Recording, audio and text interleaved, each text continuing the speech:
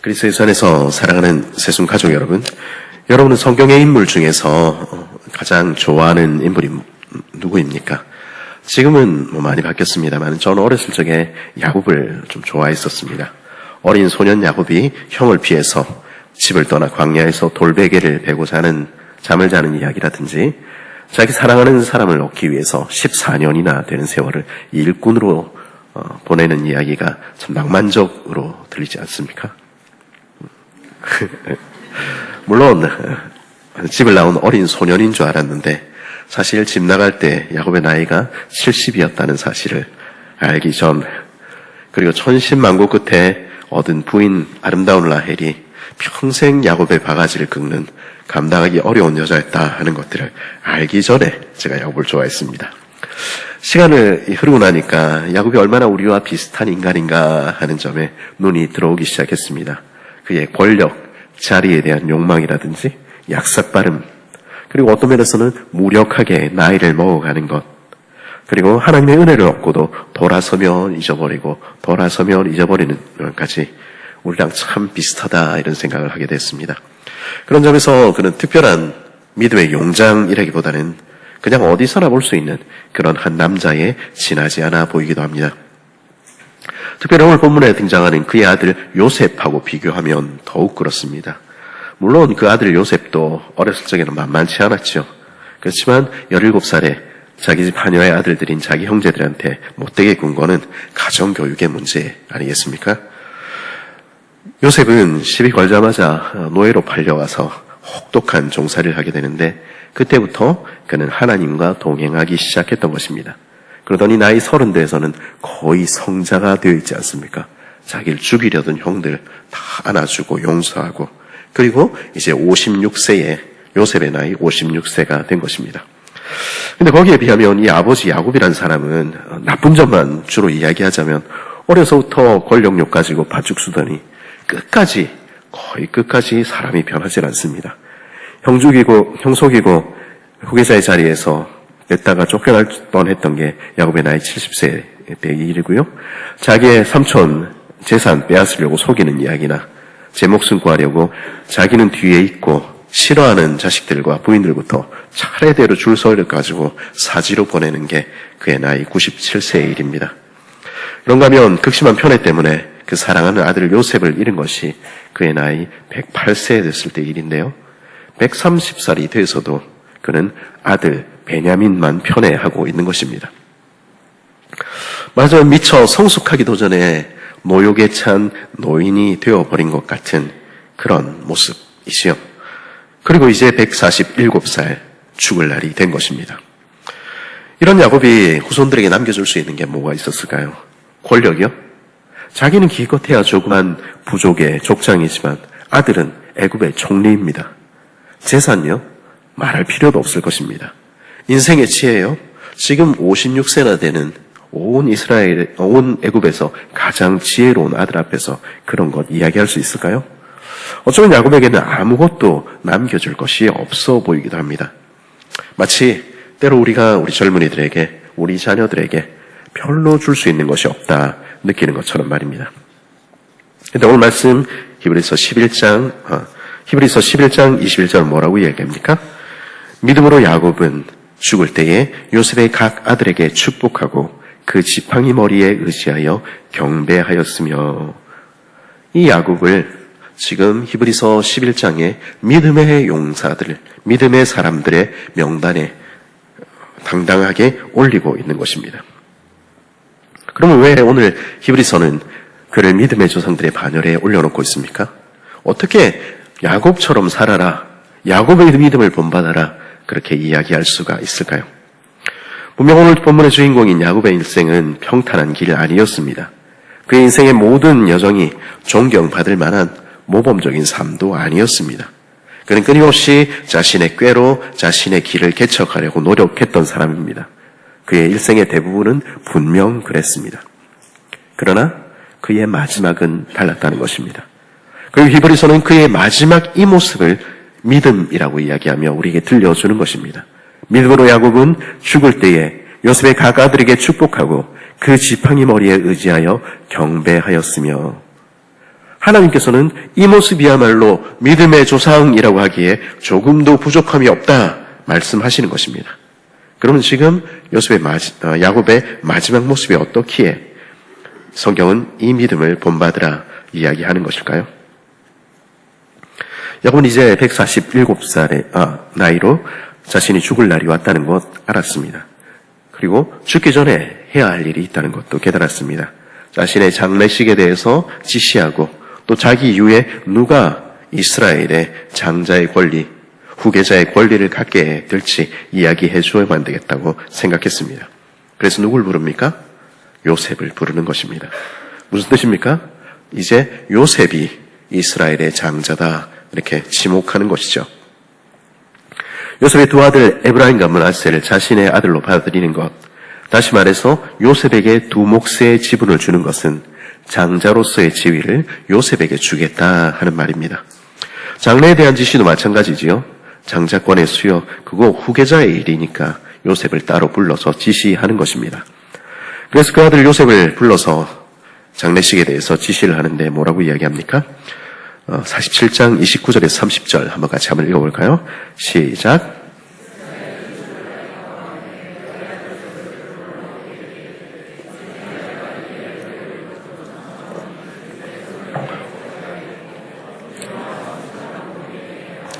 애굽의 나를 장사하지 아니하도록 하라. 내가 조상들과 함께 눕거든 너는 나를 애굽에서 메어다가 조상의 묘지에 종사하라. 요셉이 이르되 내가 아버지의 말씀대로 행하리이다. 아멘. 야곱의 유언은 무엇입니까? 나를 애굽 땅에 묻지 말라 하는 것입니다. 이 땅이 아닌 내 조상들이 묻혀있는 가나안 땅에 묻어 달라 하는 것입니다. 그거 맹세까지 시키는 것이죠. 왜 이런 유언을 남깁니까? 여기 애굽에 묻히면 적어도 굉장한 분묘에 묻힐 것입니다. 많은 애굽 사람들이 그 위대한 요셉의 아버지의 묘다. 원래 아버지가 아들이 훌륭해야 그 존경을 받는 거 아니겠습니까? 어쩌면 2007년도에 그 모세의 유년기에 이집트 여왕 하셉수트의 미이라가 발견되었었는데요. 그 뉴스가 오늘 방송을 떠들썩하게 하듯이 야곱의 미이라가 발견됐다는 뉴스가 나올 수도 있었을 것입니다. 위대한 요셉의 아버지 묘라고 대대로 기억됐을 것입니다. 근데 야곱은 이제 그거 원하지 않는다 이렇게 이야기하는 것입니다. 대신에 내 아버지 이삭이 묻혔고 내 할아버지 아브라함이 묻힌 그 조그만 동굴에 나도 묻어달라 이야기하는 것입니다. 그곳은요 자기 땅이 아닙니다. 그것은 여전히 가나안 백성들의 땅이지요. 커다란 분묘도 기념비도 기대할 수 없습니다. 그러나 야곱은 그곳에 자신을 묻어달라 이야기하는 것입니다. 왜 그렇게 합니까? 그 이유는 야곱은 이 땅에 속한 사람이 아니었기 때문입니다. 내 집은 이곳이 아니며 내가 머무른 곳은 이곳이 아니라는 것을 알았기 때문입니다. 내 아버지 이삭과 내 할아버지 아브라함이 묻힌 그 무덤이 아무리 초라해도 그 땅 가나안에 아직 한 줌의 땅도 없어도 그 땅이 바로 하나님이 내게 주시겠다 약속한 땅이기에 나는 기꺼이 거기 묻히고 싶다는 것입니다. 나는 이 땅 애굽 땅에서 화려하게 기억되는 것보다 내 아버지의 내 할아버지의 신앙을 따른 사람으로 기억되고 싶다는 것입니다. 가장 보잘것없는 자리라도 하나님 나라에 거하고 싶다는 소망이 바로 그의 유언에 담겨 있는 것입니다. 야곱은 그 인생의 마지막에 자신의 죽음을 통해서 자신이 누구인지 이제 드러내고 있는 것입니다. 내 인생 이제까지 어떻게 살았는지 너희도 알지만은 그러나 나는 하나님의 백성이다. 그리고 하나님의 백성이라는 이것이 나에게 가장 소중한 것이다. 나는 일평생에 반짝이는 것들 쫓아 살아왔지만 권력이라 부를 것들, 사랑을 쫓아 살아왔지만 그러나 이제는 나는 가장 빛나는 것을 찾았다. 그것은 하나님 나라의 백성으로 하나님과 함께 살고 하나님과 함께 죽는 것, 그것이 가장 귀한 보물이다. 그러니 나를 절대 여기 묻지 말고 하나님께서 내게 주신 땅에 묻어달라. 야곱은 그렇게 자신이 누구인지 분명하게 드러내고 있는 것입니다. 그리고 우리가 읽은 대로 야곱은 이어서 에브라임과 므낫세, 요셉의 두 아들을 데려와서 그들 머리에 손을 얹고 축복합니다. 장자의 권리로 두 몫을 주고 그들에게 복을 내려주는 것이죠.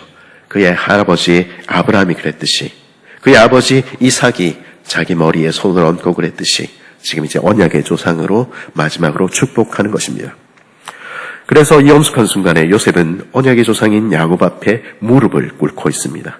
왜냐하면 야곱의 오늘의 말과 행동은 단지 인간 야곱이 자신의 아들에게 하는 말과 행동이 아니라 언약의 당사자로서 하나님을 대신해서 지금 복 주고 있다 믿었기 때문입니다.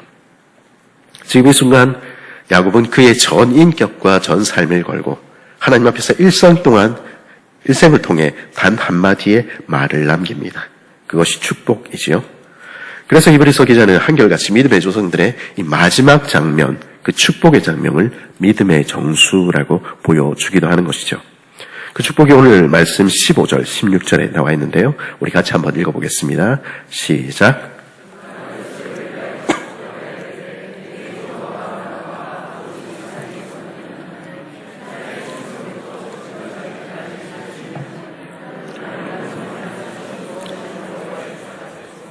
이 아이들에게 축복을 주시오며 이들로 내 이름과 내 조상 아브라함과 이삭의 이름으로 칭하게 하시오며 이들이 세상에서 번식되게 하시기를 원하나이다.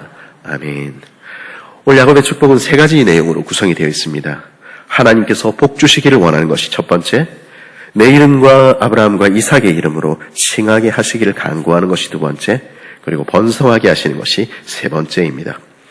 야곱의 이 축복, 첫 번째 축복은요, 하나님이 어떤 분이신가 하는 15절과 16절의 고백으로부터 시작합니다.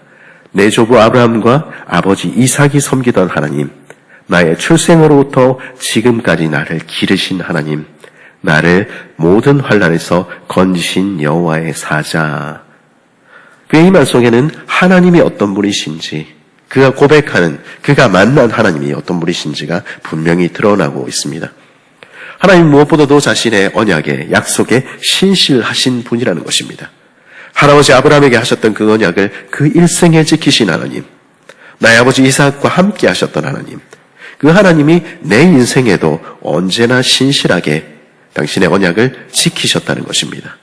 그리고 그 하나님을께 나의 언약의 자손들이 내 자녀들에게도 복을 주시기를 구하는 것입니다. 그게 첫 번째 간구의 내용이죠. 야곱은 그래서 그 자녀들에게 지금 이 축복을 통해서 무엇을 말하고 있는 것입니까? 그러므로 하나님 이분은 믿을 만하고 하나님과 동행하는 것은 정말 인생이 해볼 만한 일이다 이야기하는 것입니다.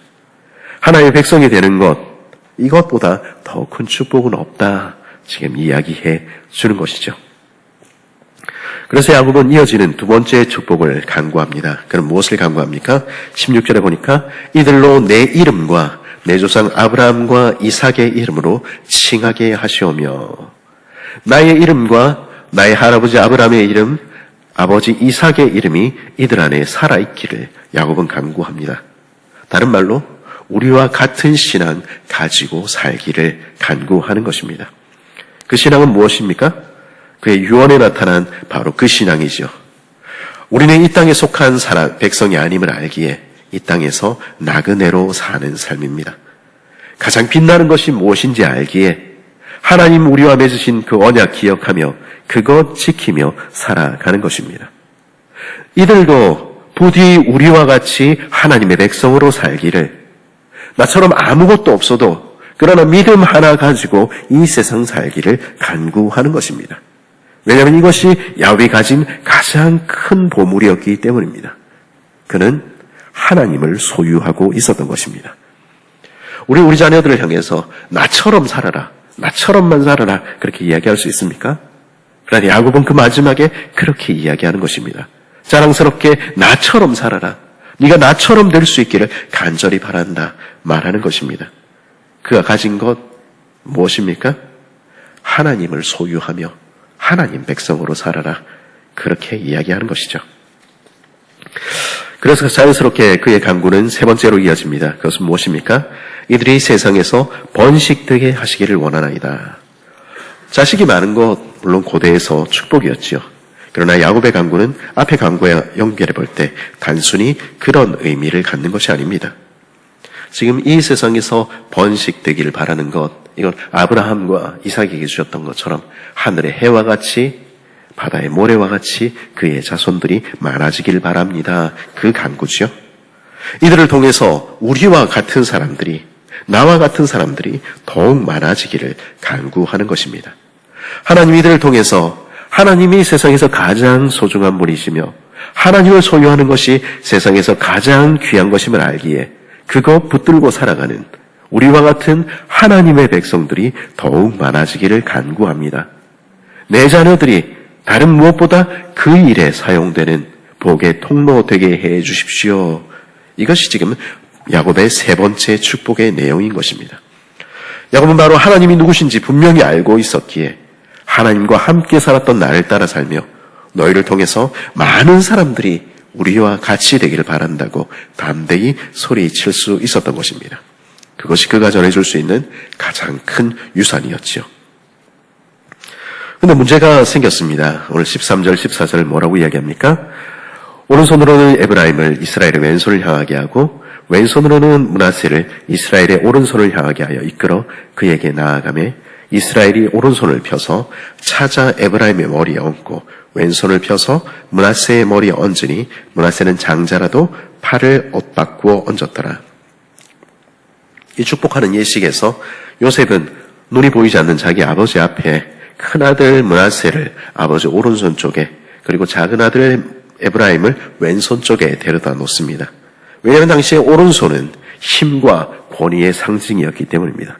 장자가 오른손의 아들인 것은 당연한 것이죠. 그런데 야곱은요, 그렇게 귀고 데려다 놨더니 일부러 손을 엇갈려서 오른손으로는 작은 아들의 머리에 얹고 왼손으로는 큰 아들의 머리에 얹는 것입니다. 요셉은 아마 이 광경을 보면서 마음이 덜컥 내려앉았을 것입니다. 아, 이 아버지 또 일하신다. 왜 그렇습니까? 이 아버지 편애 장난이 아닌 분 아닙니까? 그렇죠? 그 편애 때문에 지금 그 집안에 흘린 피가 얼만데 이삭과 이스마엘, 아버지 야곱과 에서 그리고 자기와 11명의 형제들, 그 집안은 편애 때문에 하여튼 산산조각이 난 집안 아닙니까? 그 역사를 반복할 수는 없다, 요셉은 생각한 것입니다. 그래서 요셉은 아주 합리적으로 생각한 것입니다. 이런 피해 역사 더 이상 우리 집안에 반복하지 않기 위해서는 장자 우선의 원칙을 세워야 된다, 그렇게 믿은 것입니다. 근데 그래서 장자를 갖다 오른손에 딱 데려놨더니 아버지 일은 속도 모르고 지금 또 이러고 있는 것입니다. 그래서 아버지한테 뭐라고 얘기합니까? 17절, 18절 한번 읽어보십시오. 같이 한번 읽겠습니다. 시작.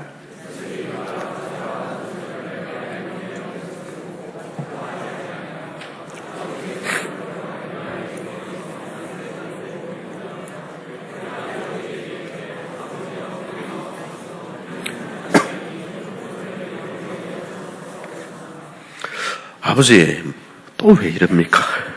그 편애 때문에 우리 집안이 이렇게 난리 난 거 보면서 또 지금까지 마지막 이 순간까지 그럽니까? 그러지 마세요. 이것이 똑똑하고 현명한 56세 된 아들 요셉의 반응이었습니다. 그럼 야곱은 왜 그럽니까?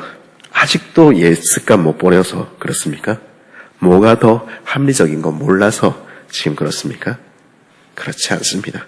지금 이 마지막 순간에 야곱의 대답을 들어보십시오. 그도 알고 있었습니다. 그래서 나도 안다, 내 아들아. 나도 안다. 그렇게 이야기하는 것입니다. 그런데 왜 둘째에게 장자권을 지금 주고 있는 것입니까? 야곱은요, 요셉이 모르고 있다는 것이, 아니 잊어버리고 있는 것이 있다는 것을 발견했습니다.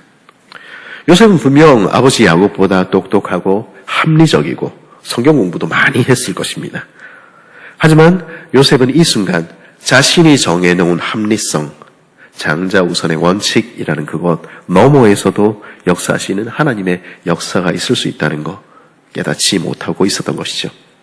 선택의 역사, 자기 눈에는 그것은 불합리한 역사로만 보였지만 그러나 그것이 하나님께서 일해오신 하나님의 선택이기도 했다는 사실을 그는 보지 못했던 것입니다. 무슨 말입니까? 부족한 이삭을 택하시고 자격 없는 야곱을 택하시고 사랑받지 못할 자신을 부르신 분이 하나님이라는 사실을 그는 잊어버리고 있었던 것입니다.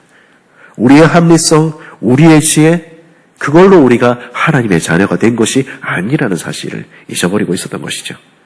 그 이상에서 역사하시는 하나님을 요셉은 아직 다 이해하지 못했던 것입니다. 그래서 요셉은 하나님께서 야곱을 통해 보이시는 하나님의 뜻을 볼 수가 없었습니다.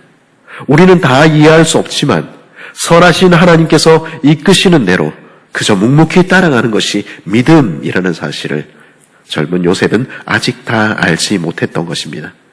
그러기에 요셉조차 믿음을 언제나 지금 이 순간 하나님 앞에 나아가서 묻는 것이라는 사실을 새로이 배워야 했던 것입니다. 야곱은 바로 그 점에 있어서 이야기해 줄 것이 있었던 것입니다. 나의 합리성과 나의 생각들이 전에 하나님이 무엇을 원하시는지, 하나님의 뜻이 무엇인지 묻고 사는 것, 그게 믿음이야. 부족하고 자격 없는 우리를 부르신 하나님의 은혜, 우리는 그 은혜로 사는 사람들이야. 그 은혜에 기대어 사는 것, 그게 믿음이야. 나는, 네 할아버지는, 네 증조 할아버지는 다 그렇게 산 사람들이었다. 이제 하나님께서 그렇게 말씀하시니 내가 뭐라고 이야기하겠니?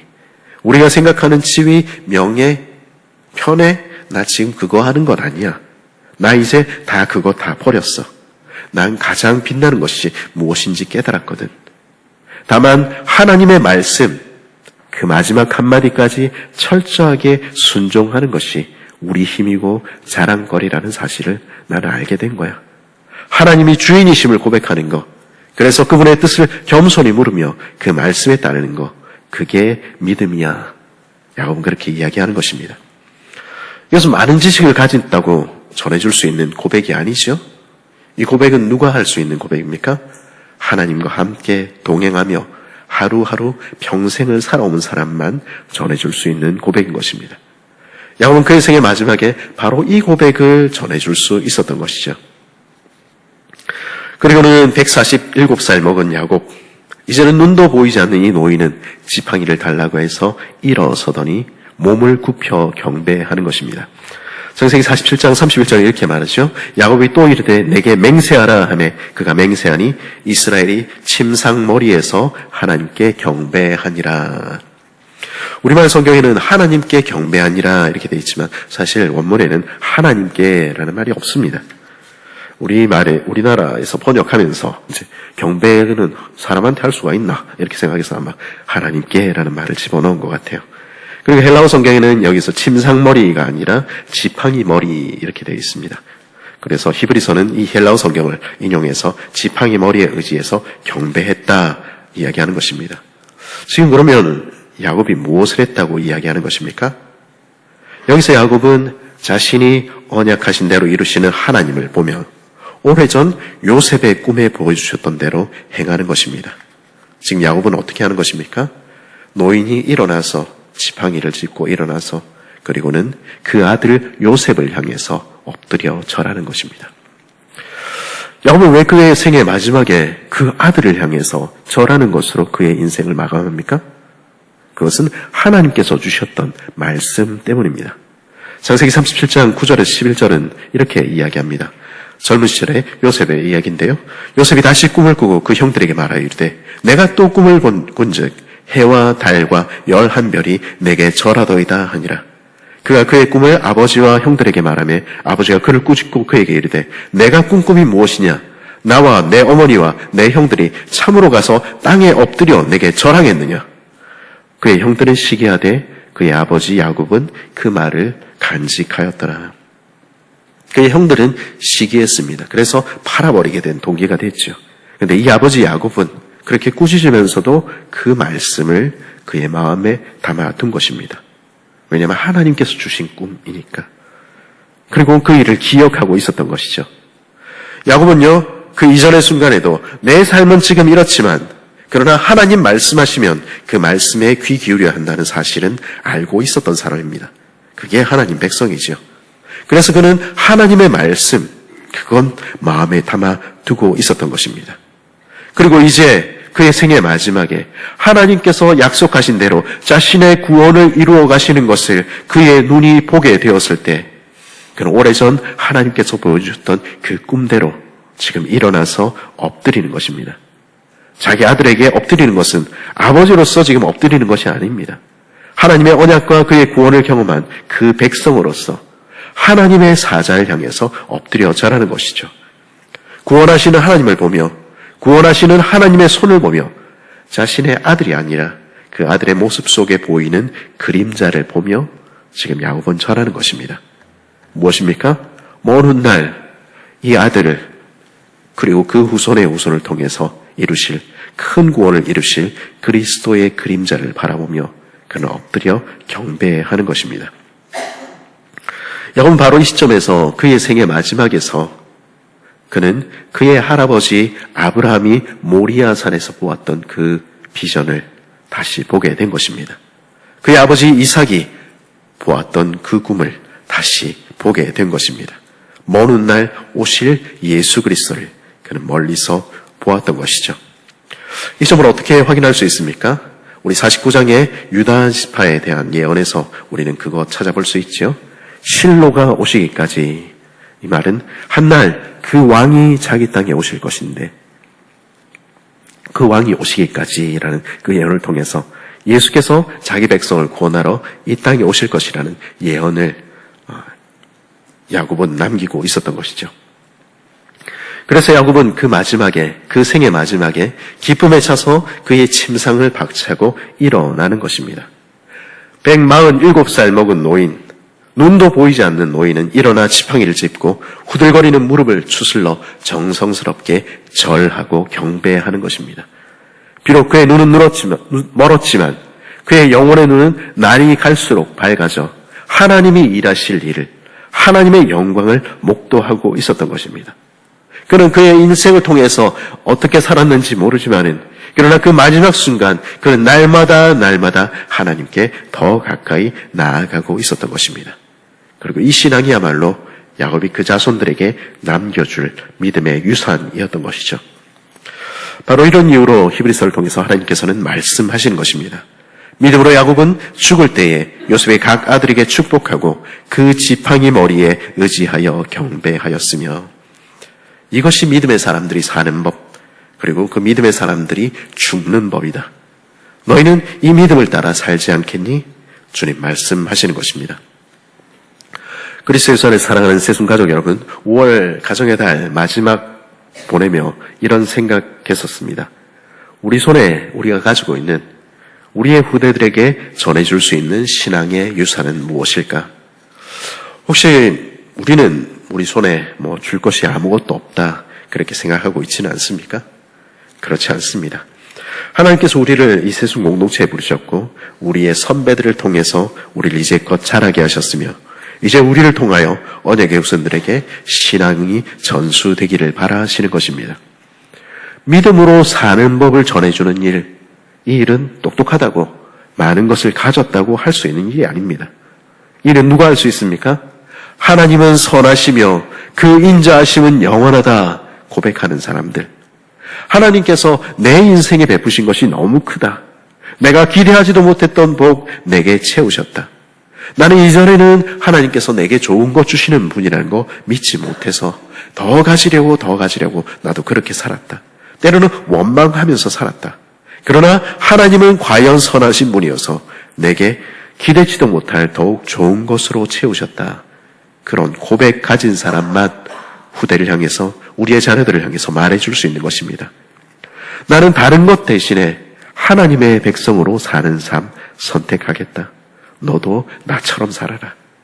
너의 합리성, 너의 지혜 아니라 날마다 하나님께 겸손히 나아가라. 그 음성 들으며 그렇게 살아가라. 조언해 줄 수 있는 것입니다.